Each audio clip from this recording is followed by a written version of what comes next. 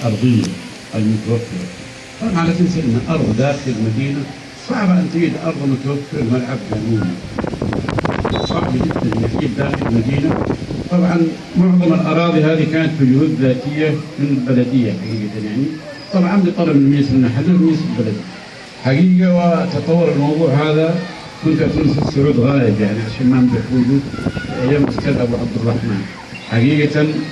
والله أنا قبل يومين نحن طبعا كان في جنازة حق الدراجة الله يرحمه، رجعت الحارة حق الحارة انقسام، وجدت الشباب لعابة كذا في ملعب حلو والكبار جالسين عندهم كذا، والأوضاع جميلة جدا يعني تحفة. أضيفت إلى الحي صراحة بدل ما كانوا جالسين لعابة خيرا أو ضمنا في الشارع أو كذا، الآن عندهم ملعب لعابة فيه ومبسوطين.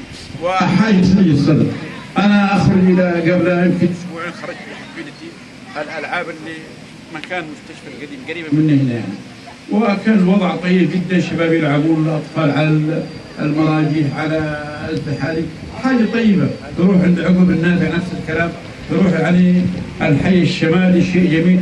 هذه أشياء حلوة صراحة. لكن إذا في ملاعب بتكون بنفس الحجم هذا بتكون خارج المخطط أو ضمن أراضي البلدية، وأعتقد أن هناك أراضي معتمدة لمثل هذه المشاريع.